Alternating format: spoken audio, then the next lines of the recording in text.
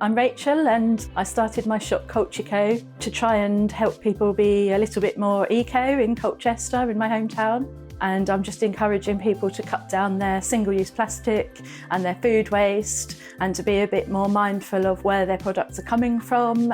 So it's allowing people to have a choice of shopping a different way. They can come in with their own containers and jars and refill them as much as they want. Every single package that's made needs a resource. So people are multi-purposing products, bringing it here, for products such as oil and their washing up that are here in the shop, which is great. Part of being more sustainable and eco-minded is actually understanding what's in products. So, for example, we've got plastic-free chewing gum, and it actually makes people stop and think, well, I'm chewing something that's got plastic in it, why am I doing that?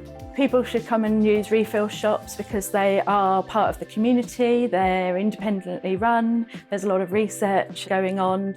So by making a simple shift, we're able to achieve great things because we're making a circular economy, we're reducing our carbon footprint, and we're increasing sustainability. So really it's a win-win situation.